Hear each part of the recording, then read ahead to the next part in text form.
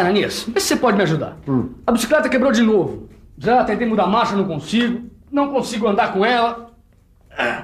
Olhei e não achei o problema.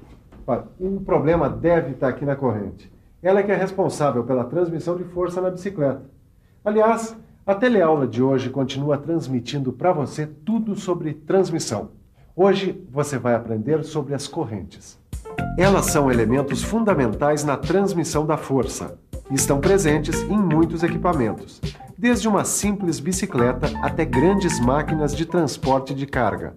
Na teleaula de hoje, você vai ver que existem vários tipos de correntes e vai aprender que elas atendem diferentes exigências e necessidades. Caio, a coisa aqui está um pouco complicada. Não tem jeito, né, Ananias? Tudo bem. A gente tem a teleaula de hoje toda para resolver o seu problema e para aprender tudo sobre correntes e o seu papel na transmissão de força. Legal. Vamos nessa?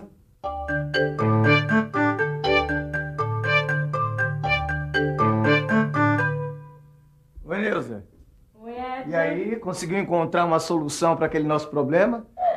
Bom, a gente tem que construir o sistema de transmissão para o nosso kart, que é tão importante quanto o motor, hein? O que é que você está vendo aí, hein? Eu pensei que você estivesse procurando uma solução para o nosso problema, né, Neuza? Mas eu tô procurando. Eu tô aqui nesse catálogo tentando entender como funciona o sistema de transmissão por correntes. E o que é que isso tem a ver com o nosso kart? Tem a ver que o sistema de transmissão por correntes é um sistema de transmissão de força muito utilizado em veículos. E se eu conseguir entender esse conceito, eu vou conseguir ter uma ideia para construir a transmissão do nosso kart. Caio. As correntes são ótimas transmissoras de força, mas não é só isso que elas transmitem. Elas permitem que as duas engrenagens girem no mesmo sentido, diferente das outras engrenagens. Ananias, então elas transmitem no sentido da rotação. A transmissão por correntes é muito importante na indústria. Muitas máquinas dependem das correntes para funcionar. Mas as correntes nunca estão sozinhas, elas estão sempre acompanhadas pelas engrenagens. Na verdade, o que acontece é uma transferência de força de uma engrenagem para outra através da corrente. Os dentes da engrenagem se encaixam nos elos da corrente. E aí estamos prontos, preparados para a transmissão de força e de rotação. E aí, Ananias, descobriu qual é o problema? Ainda não, mas eu acho que eu estou chegando lá. Estou achando que o problema está aqui, nessas engrenagens. Você não andou caindo com essa bicicleta, não? Caí. A semana passada, chegando em casa, eu derrapei numa poça. Tinha acabado de chover, né? Será que foi isso? Pode ser. As engrenagens podem ter afrouxado com a queda. E aí, como você continua andando, elas podem ter saído do lugar. Claro. Para uma boa transmissão de força e rotação, é preciso que as engrenagens estejam no mesmo plano. Quer dizer, a posição das engrenagens é muito importante para uma boa transmissão. No seu livro, você vai encontrar todos os detalhes sobre as posições das engrenagens. Depois da teleaula, engate uma primeira no seu livro de estudos e confira a posição em que aparecem as engrenagens e como elas aumentam ou diminuem a eficiência do sistema. E se as posições da engrenagem podem variar e influenciar a eficiência do sistema, a mesma coisa acontece com os tipos de corrente. São vários os modelos, cada um com uma característica para um determinado tipo de trabalho. São 5 os principais tipos de corrente. Olha só, a corrente de rolo, que é a mais forte. A corrente de bucha, que reduz o barulho e o desgaste. A de dentes, que distribui melhor o peso. A de articulação desmontável, que facilita a troca da corrente. E a de transporte de carga, que é conhecida como corrente GAU, que possui grande reforço. Bom, se são vários tipos de correntes, com certeza nós vamos ter características diferentes, né? Eu já aprendi em mecânica que praticamente todos os elementos sofrem modificações para atender às diversas necessidades. É isso aí, Caio. Dá só uma olhada na diferença entre essas duas correntes aqui. Essa aqui é a corrente de rolo simples, está vendo? Ela normalmente é feita de aço temperado. Aqui está o rolo, aqui o pino, e essas pecinhas aqui são chamadas de talas. Tala interna e tala externa. E, finalmente, aqui está a bucha, Fica aqui dentro do rolo. É bom lembrar que as correntes de rolo podem ser simples ou dupla, como essa aqui. Ou ainda, tripla, como essa aqui, Todo o conjunto das peças da corrente de rolo é mantido fechado por cupilhas ou travas elásticas. Essa aqui, ó. Tá certo. Eu já vi os componentes da corrente de rolo. E você disse que um desses elementos, desses componentes, se chama bucha. A diferença é que a corrente de bucha não tem o rolo, ó. Ela tem todos os outros elementos, menos o rolo, que é justamente por isso que os pinos, eles são mais grossos, têm diâmetros maiores.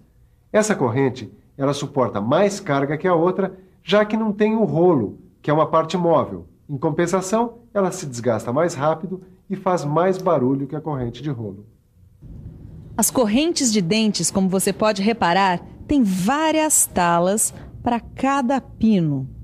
Quanto mais talas, as correntes podem ser mais largas e mais resistentes. Bom, a gente já viu uma série de correntes, né? De bucha, de rolo, de dentes. Bom, o que é que está faltando? Aqui, ó. As correntes de articulação desmontável e as correntes de transporte de cargas. Mas nesse catálogo não fica muito claro quais são os componentes dessas correntes, né, Ed? Eu acho melhor a gente dar uma olhada no computador para ver como é que elas são montadas, essas correntes. Olha só. A corrente de articulação desmontável tem os pinos feitos de aço e os elos são fundidos já na forma de corrente. Assim fica garantida a resistência dessa corrente. E é por causa dessa resistência que ela é usada em grandes veículos, como as máquinas agrícolas, por exemplo. Bom, Ananias, nós já passamos por quase todos os tipos de correntes usados na transmissão. Agora eu tô ficando craque no assunto. É isso aí, Caio. Depois, quando você for estudar no seu livro, você vai ver que não tem segredo nenhum. Claro. E você também. Não esqueça, hein? Tá tudo explicadinho no seu livro. Agora, Caio, vamos fechar o último elo dessa corrente. Vamos ver as correntes de transporte de carga. São dois tipos, a corrente Gauss e a corrente de aço de seção redonda. A corrente Gauss, ó, ela tem 4 talas por elo. E é isso que garante a resistência desse tipo de corrente. Já a corrente de aço de seção redonda, ela tem características parecidas com a corrente Gauss quanto à resistência e a capacidade de transmissão de grandes forças. Então, quando eu precisar utilizar uma máquina de peso que usa esse tipo de corrente, eu posso ficar sossegado quanto à transmissão de resistência e força. Claro, mas tem que ir com calma, porque essas correntes aqui, elas não são próprias para altas velocidades. Elas trabalham bem em baixa velocidade e também suportam grandes forças. Transmitir grande quantidade de força e operar em baixas rotações são características comuns a todos os sistemas de transmissões por corrente. Mas existem alguns recursos que podem aumentar a velocidade de transmissões por corrente. São dispositivos especiais que melhoram ainda mais a eficiência das transmissões por corrente. É isso! Amortecedores especiais. Se nós quisermos uma transmissão por corrente com alta velocidade tangencial, todo o sistema vai sofrer choques periódicos. É por isso que os amortecedores especiais ajudam a reduzir isso. Não, peraí, Edgar, peraí. Repete tudinho, porque eu não entendi nada do que você disse. Bom, é o seguinte, Neuza, ó. Quando você tem um sistema de transmissão por corrente funcionando em alta rotação, a velocidade tangencial da corrente aumenta. E aumenta também a oscilação. Tudo bem, mas o que é velocidade tangencial? Em outras palavras, é a tendência que a corrente tem de não fazer a curva da engrenagem. Ou seja, os elos da corrente tendem a se manter em linha reta e a sair pela tangente da engrenagem sem fazer a curva. Essa tendência provoca grandes oscilações ao longo da corrente. Oscilações que aumentam com o aumento da velocidade, mas que podem ser reduzidas pelo uso de amortecedores especiais. Isso aqui também é um amortecedor especial? Não. O nome disso é esticador. Repare bem. No câmbio da bicicleta, as engrenagens, ó, elas são colocadas umas sobre as outras. Quando isso acontece, você precisa de um esticador que é para corrigir a posição da corrente e assim melhorar o contato entre as engrenagens. Bom, quando a velocidade tangencial é muito grande, você pode usar os amortecedores. E agora, quando uma engrenagem está sobre a outra, o esticador resolve. Agora, o que acontece quando uma engrenagem está muito longe da outra? Quando as engrenagens estão distantes uma da outra, o que acontece é a protenção, Ou seja, o próprio peso da corrente faz com que ela forme uma barriga ao longo do sistema, diminuindo a eficiência de transmissão. E para acabar com a barriga, o melhor mesmo é colocar guias ou apoios para corrigir a trajetória da corrente. Ufa, quanta coisa, hein, Neuza? Bom, eu acho que quando a gente terminar essas teleaulas sobre transmissão, a gente vai construir direitinho a transmissão do nosso kart, viu? Isso com certeza, né, Ed? Mas sabe que eu ainda tô sentindo falta de alguma coisa? Eu tô sentindo falta de alguma informação sobre essas correntes utilizadas nas transmissões. Você não tá sentindo, não? Não. Quer dizer, não. O que poderia estar faltando? Eu não sei. Essas correntes, elas não têm dimensões? Como são indicadas as dimensões das correntes? É claro que as correntes têm dimensões. Aliás, como qualquer peça mecânica. Tá bom, Ananias, mas que dimensões são essas?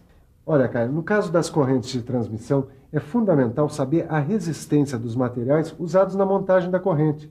Olha, eu tenho certeza que você vai lembrar de como é especificada a resistência dos materiais. Lembra das nossas teleaulas de normalização? Ah, claro, lembrei. A especificação de resistência dos materiais é dada pelas normas DIN. Grande, garoto, é isso mesmo. As normas DIN especificam a resistência de cada um dos elementos das correntes e das engrenagens, das talas, eixos, buchas, rolos, pinos e todos os componentes do sistema de transmissão. E você? Lembra bem das normas DIN? Se você não lembra, pegue seu livro, veja a seção Normalização, que lá está tudo explicadinho, direitinho. Agora, se você lembra bem, mas bem mesmo, assim mesmo, dê uma olhadinha. É sempre bom a gente consolidar aquilo que já sabe. E já que o importante é consolidar conhecimentos, vamos terminar essa nossa teleaula sobre transmissão com correntes, fazendo uma ligação direta com a revisão. Enquanto isso, eu espero para ver se a bicicleta fica pronta ou não fica, né? E atenção, se liga aí, que é hora da revisão. Na teleaula de hoje, você aprendeu que existem vários tipos de correntes que podem ser usadas como elementos de transmissão.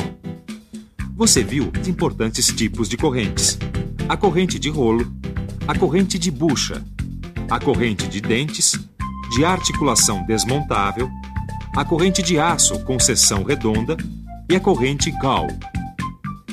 Você aprendeu que as correntes estão sempre juntas com engrenagens nos sistemas de transmissão e que esses sistemas são muito importantes nas indústrias e em vários veículos. Além disso, você viu que a eficiência dos sistemas de transmissão pode ser aumentada com o uso de dispositivos especiais. Eu tenho certeza que você recebeu toda a nossa transmissão de informações sobre correntes. Mas para não ficar nenhum elo faltando e ficar tudo encadeado na sua cabeça, é sempre bom lembrar que é importante você aprofundar vendo o seu livro e fazendo os exercícios. Assim, quem sabe, você pode até engatar uma quinta marcha na próxima teleaula, quando o assunto for transmissão. Até lá!